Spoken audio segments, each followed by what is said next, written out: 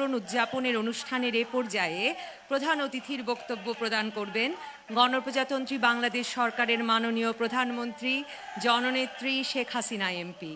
মাননীয় প্রধানমন্ত্রী, আপনার গুরুত্বপূর্ণ বক্তব্য প্রদানের জন্য বিনীত অনুরোধ জানাচ্ছি।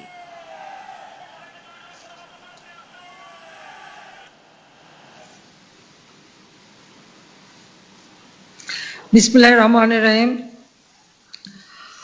প্রথমেই আমি আমার কক্সবাজারবাসী তাদের সবাইকে আমার শুভেচ্ছা জানাচ্ছি। আজকে বাংলাদেশের স্বল্পোন্নত দেশ থেকে উন্নয়নশীল দেশে মর্যাদা পাওয়ার এই অনুষ্ঠান সর্বপ্রথম আমরা এই কক্সবাজার থেকেই শুরু করছি। কাজে আমি কক্সবাজারবাসী সহ সমগ্র বাংলাদেশের সকল জনগণ, দেশি প্রবাসী সবাইকেই আমার আন্তরিক শুভেচ্ছা জানাই, অভিনন্দন জানাচ্ছি। এই অর্জন সম্ভব হতো না যদি না আমার উপর আপনাদের বিশ্বাস আস্থা থাকতো, যদি না আমি আপনাদের সেবা করার সুযোগ পেতাম।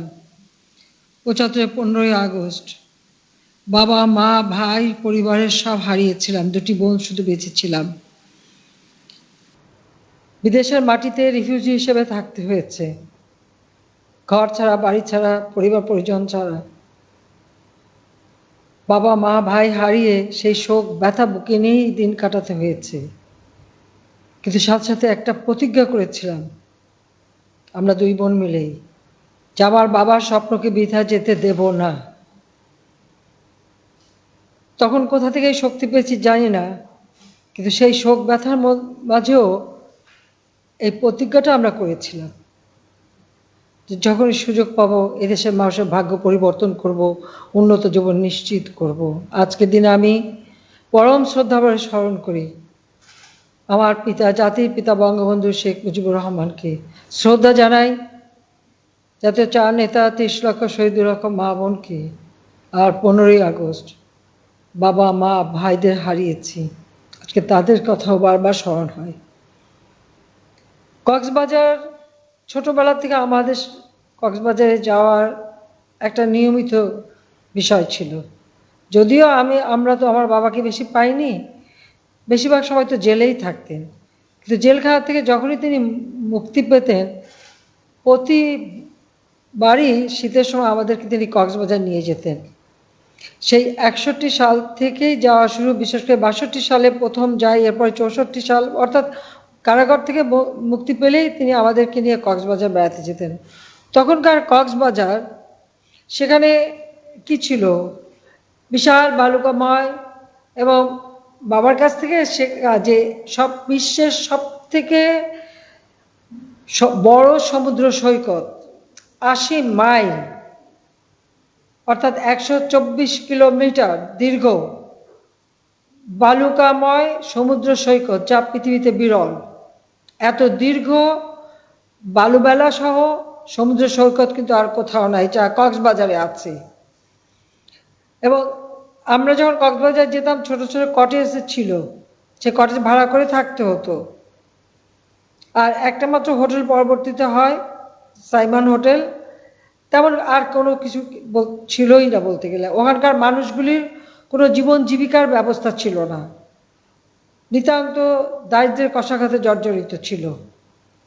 কাজেই সেই কক্সবাজারকে উন্নত করা, এবং এরপর আমি যখন 81 সালে ফিরে আসি তখনও আমি প্রায় আমার ছেলে মেয়ে স্কুল থেকে এলেই আমরা কক্সবাজার একবার করে বেড়াতে যেতাম।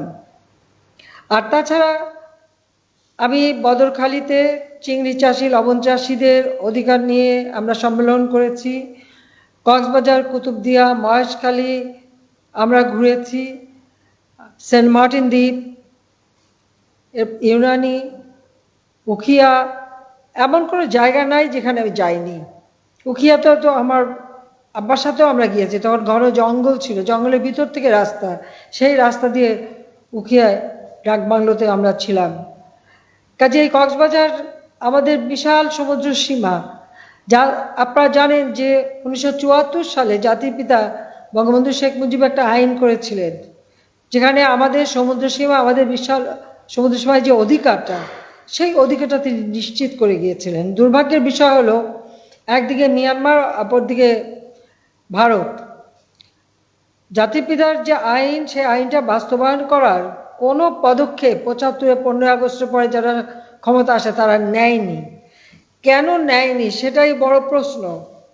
তারা নাকি এত ক্ষমতা দেওয়ার ছিল, অথচ আমাদের যে এত বড় একটা সম্পদ, সেই সম্পদটা কিন্তু কখনো তারা মানে অধিকারটা আদায় করার কোনো পদক্ষেপই নেয়নি। আমাদের গ্যাস স্বাধীনতার পরপরই সমস্ত গ্যাস ফিল্ডগুলি জাতির পিতা ক্রয় করে যান। আমাদের যে সংবিধান দিয়েছেন সেখানে বাংলাদেশের গ্রাম অঞ্চলে যাতে বিদ্যুৎ পৌঁছাতে পারে সেই ব্যবস্থাটা তিনি রেখেছেন। অন্ন, বস্ত্র, বাসস্থান, চিকিৎসা, শিক্ষার ব্যবস্থা এই সংবিধানে বর্ণিত ছিল, কিন্তু ৭৫-এর পর ২১টা বছর আমাদের অন্ধকারে জীবন কাটে।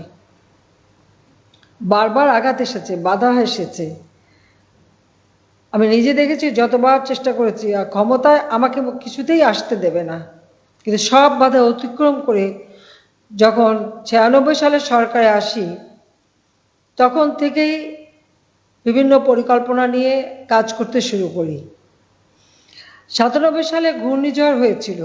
সেই ঘূর্ণিঝড়ের সময় সেন্ট মার্টিন দ্বীপে আমরা ৭০টা ফ্যামিলি পেয়েছিলাম, পরিবার যাদের সব কিছুই ছিল না, সব ভেসে গিয়েছিল। আমাদের ওখানকার এক আওয়ামী লীগ নেতা, তারা কয়েকজন মিলে জমি দেয়, সেখানে আমরা এই আশ্রয়ণ প্রকল্পে ঘর করে তাদেরকে বসতি দেই। এর পূর্বে ৯১ সালে যে ঘূর্ণিঝড়, সেই ঘূর্ণিঝড়ের কথা নিশ্চয়ই মনে আছে কক্সবাজারবাসীর। সমস্ত এলাকা বিধ্বস্ত, যোগাযোগের কোনো ব্যবস্থা ছিল না। পায়ে হেঁটে হেঁটে প্রতিটি দ্বীপ অঞ্চল আমরা যাই, এবং চট্টগ্রামের বাঁশখালী, আনোয়ারা থেকে শুরু করে কক্সবাজারের প্রত্যন্ত অঞ্চল, মহেশখালী, কুতুবদিয়া, বদরখালী, সমস্ত জায়গায় আমরা গিয়েছি, মানুষের পাশে দাঁড়িয়েছি। মোস্তফা এখানে আছে, একটা স্পিডবোট জোগাড় করেছিলেন। যেটুকু ত্রাণ সামগ্রী আমরা গ্রুপ করে ভাগ করে এক এক জায়গায় চলে যেতাম, সেটুকু দিতাম। কারণ তখনকার সরকার বিএনপি সরকার ছিল, খালেদা জিয়া প্রধানমন্ত্রী। তার ঘুমই ভাঙেনি, সে জানতোই না যে এই ধরনের একটা বিপদ বাংলাদেশের উপর এসেছে। কিন্তু আমরা জনমানুষের কাজ করি, আর আমাদের সংগঠন আছে, সংগঠনের লোকরা সাথে সাথে আমাদের জানিয়েছিল। তখন থেকে আমাদের একটা লক্ষ্য ছিল, এই কক্সবাজার এত বড় বিশাল সম্পদ, আমাদের এই সম্পদটা আমাদের কাজে লাগাতে হবে। কক্সবাজারবাসীর যেমন জীবনের পরিবর্তন আনতে হবে, আবার এই সম্পদ অর্থাৎ বিশাল সমুদ্র সম্পদ যেটা, সেই সম্পদ আমাদের আর্থসামাজিক উন্নয়নে আমরা কাজে লাগাবো। তাই সরকার গঠন করার পর থেকে কিভাবে সেই ৭৪ সালের আইন বাস্তবায়ন করা এবং সমুদ্র সীমায় আমাদের অধিকার প্রতিষ্ঠা করতে পারি, সে ব্যাপারে নানা পদক্ষেপ নিয়ে আয়োজন নিই। দ্বিতীয় দফা যখন সরকারে আসি, তখন আমরা এই সমুদ্র সীমায় আমাদের অধিকার প্রতিষ্ঠা করেছি। আজকে এই কক্সবাজার ঘিরে ব্যাপক কর্মসূচি আমরা আয়োজন করেছি, এবং কক্সবাজারের সাথে সমগ্র বাংলাদেশের যাতে একটা যোগাযোগ হয় সে ব্যবস্থাটাও করে দিচ্ছি। এখানে আন্তর্জাতিক মানের এয়ারপোর্টই শুধু হচ্ছে না, আমাদের বাংলাদেশের যেমন আমাদের সিলেট, সৈয়দপুর, যশোর, ঢাকা, রাজশাহী, বরিশাল, প্রত্যেকটা যেখানে এয়ারপোর্ট আছে সেখানে এই সমস্ত এলাকার থেকে এয়ারলাইন্সের জন্য সরাসরি কক্সবাজার যোগাযোগ হয়, মানুষ আসতে পারে, সে ব্যবস্থাটাও পর্যায়ক্রমিকভাবে আমরা নেব। এখন কয়েকটা জায়গার সাথে করা হয়েছে ডাইরেক্ট, যেমন সৈয়দপুর টু কক্সবাজার, ঠিক এভাবে প্রত্যেকটা এলাকা থেকে কিন্তু কক্সবাজারে সরাসরি বিমান চলাচল যাতে হয় সে ব্যবস্থাটা আমরা নেব। এবং এই বিমানবন্দরটাও হবে বাংলাদেশের সব থেকে সুন্দর সর্বশ্রেষ্ঠ বিমানবন্দর। মহেশখালী মানুষের শুধু লবণ চাষ করা বা মাছ ধরা, চিংড়ি চাষ করা, এছাড়া আর কিছুই ছিল না। আজকে সেখানে যেভাবে উন্নয়ন হচ্ছে তা আপনারা বিস্তারিত শুনেছেন, বিস্তারিত আমি বলবো না, আমি শুধু বলবো আমার শুধু মনে পড়ে সে ৯১ সালে বিধ্বস্ত মহেশখালী, বিধ্বস্ত কুতুবদিয়া। আজকে সে অঞ্চল সম্পূর্ণ পরিবর্তন হয়ে যাচ্ছে, এবং ওই অঞ্চলের যে মানুষগুলি ক্ষতিগ্রস্ত, প্রত্যেকে ঘর তৈরি করে দেওয়া, তাদের কাজের ব্যবস্থা এবং আধুনিক পদ্ধতিতে যাতে লবণ চাষ করতে পারে সেই ব্যবস্থাটাও আমরা নিচ্ছি।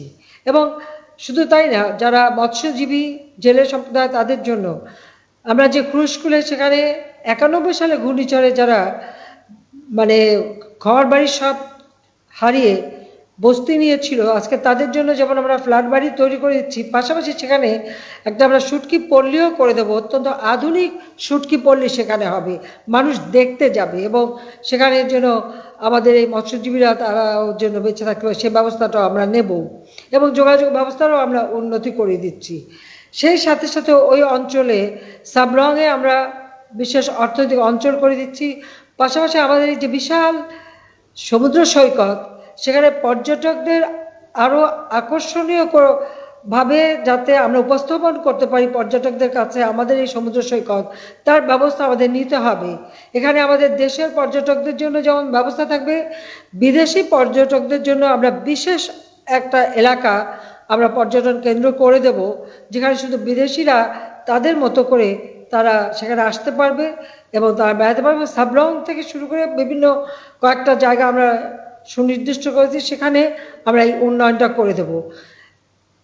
বাংলাদেশের ভৌগোলিক অবস্থানটা, আন্তর্জাতিক বিমান রুটে আমাদের অবস্থান, বিশেষ করে কক্সবাজারের, এই কক্সবাজারটাই হবে একসময় প্রাচ্য থেকে পাশ্চাত্যে যাওয়ার একটা সেতু বন্দর রচনা করবে এবং এখান থেকে রিফুয়েলিং হবে, পর্যটকদের যেমন আকর্ষণ করবে, কিন্তু সকল বিমান এখান থেকে রিফুয়েলিং করেই তারা যাবে।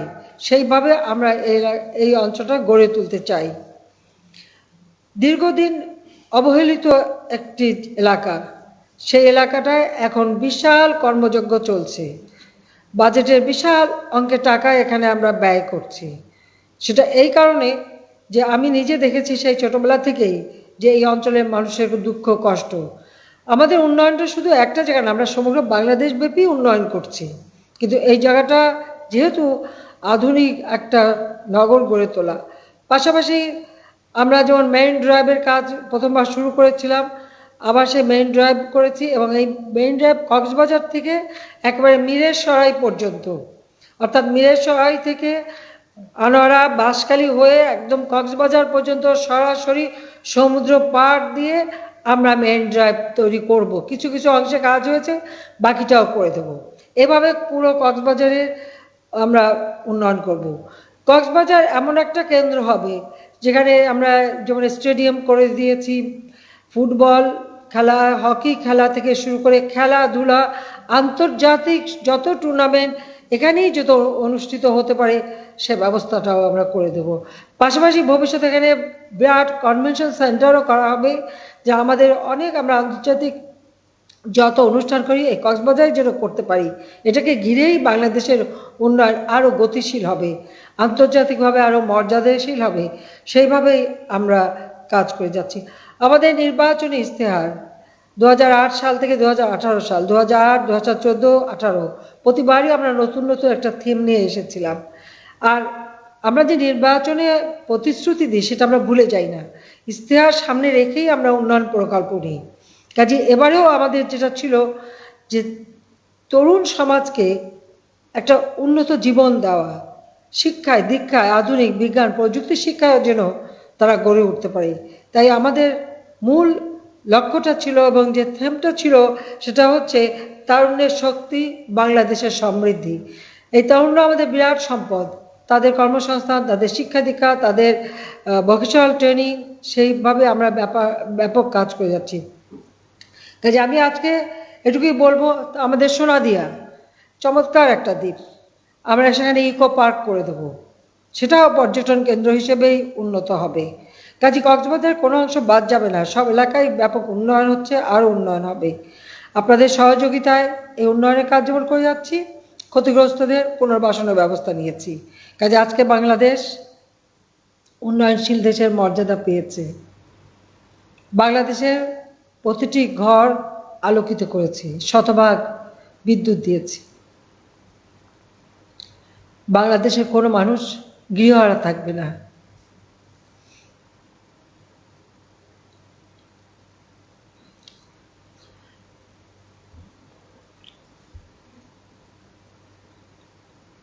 আমার বাবা তার সারাটা জীবন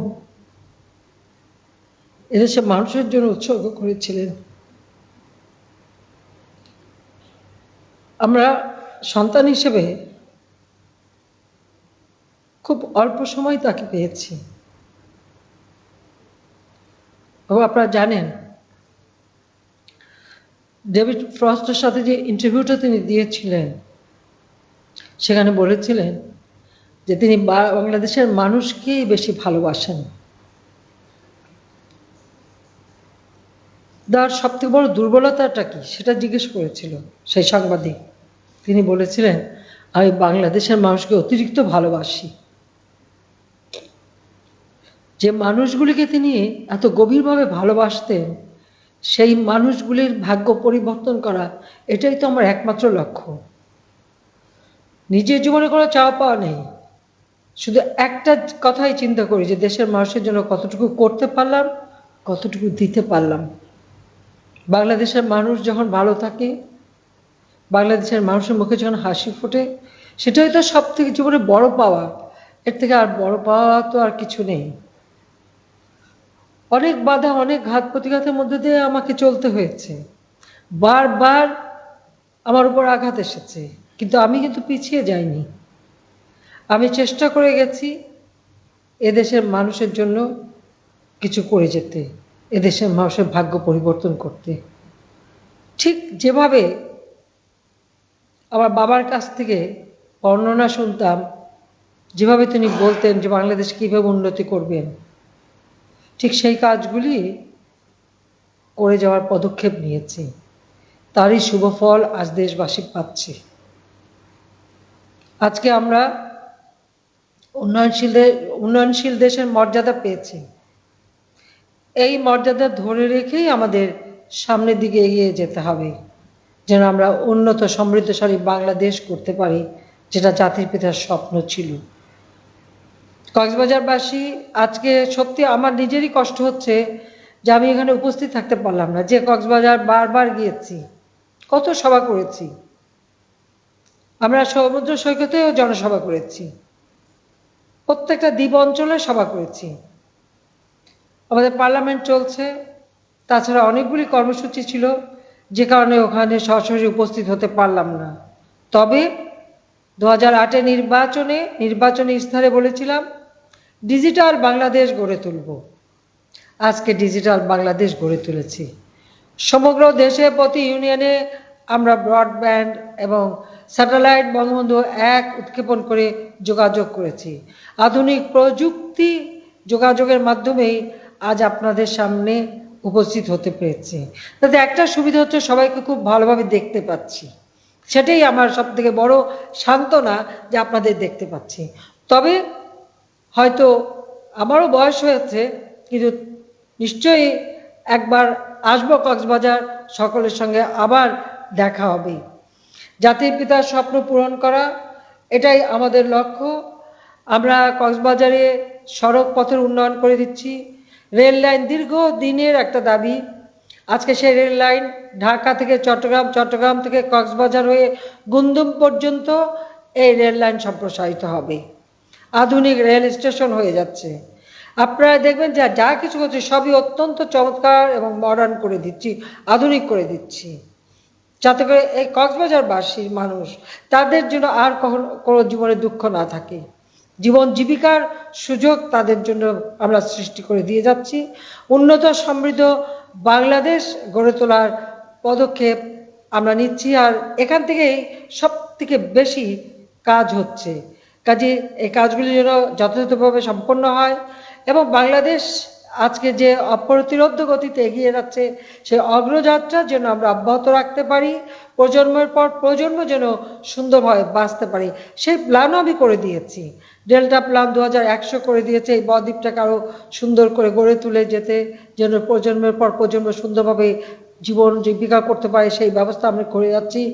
2041 সালের মধ্যে বাংলাদেশ উন্নত সমৃদ্ধ হবে, সে পরিকল্পনাও করে তা বাস্তবায়নের কাজ শুরু করেছি। কাজেই বাংলাদেশকে আর কেউ পিছনে টানতে পারবে না, বাংলাদেশ এগিয়ে যাবে।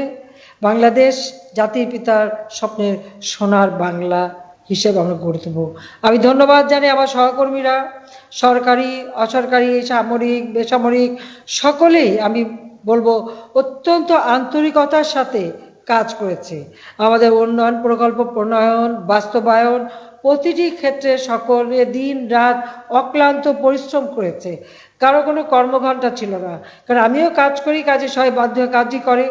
আর সবাই যে কাজ করতে আগ্রহ, সব প্রত্যেকের ভিতরে যে একটা দেশপ্রেম আছে, সেটাই আমি পেয়েছি। এই দেশপ্রেম না থাকলে, দেশের মানুষের প্রতি কর্তব্যবোধ না থাকলে, দেশের মানুষের উপর বিশ্বাস আস্থা না থাকলে কখনো কাজ করা যায় না। আর সেই আস্থা বিশ্বাসটাই হচ্ছে আমাদের সব থেকে বড় শক্তি। মানুষের বিশ্বাস, মানুষের আস্থা এবং মানুষের ভালোবাসাই আমাদের প্রেরণা। বাবা মা ভাই বোন, ভাই সব হারিয়েছিলাম আমরা 2 বোন। যেদিন ঢাকায় ফিরে আসি 81 সালে, যখন যাই সে 75 30শে জুলাই ঢাকা, তখন তেজগাঁ এয়ারপোর্ট থেকে প্লেনে উঠি। কামাল জামাল রাসেল সবাই ছিল এয়ারপোর্টে, কামাল জামালের নবপরিত বধূ ছিল। কিন্তু যখন ফিরে আসি, বাবা মা ভাই কাউকে পাইনি, কিন্তু পেয়েছিলাম লাখো মানুষ ঝড় বৃষ্টি উপেক্ষা করে যারা ছুটে গিয়েছিল। কাজী তারাই সেদিন থেকে আমার আপনজন, এই বাংলাদেশের মানুষ, তারাই আমার পরিবার, তারাই আমার সব। তাদের জন্যই আমি কাজ করে যাচ্ছি এবং আপনার বাংলাদেশের মানুষই আমার সব থেকে আপনজন এবং আমার পরিবার হিসেবে আমি মনে করি।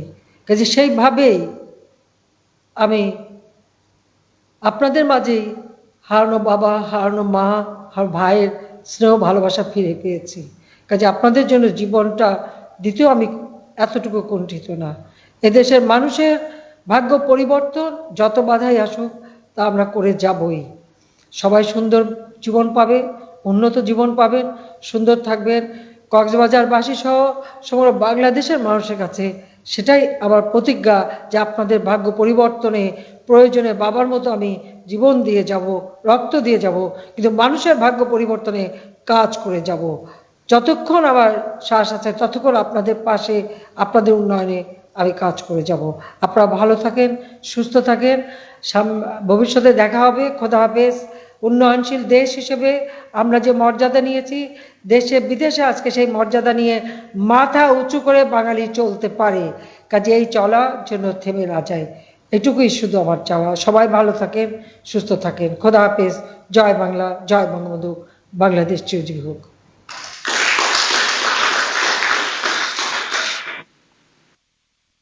ধন্যবাদ মাননীয় প্রধানমন্ত্রী, আপনাকে অশেষ কৃতজ্ঞতা আপনার মূল্যবান বক্তব্যের জন্যে।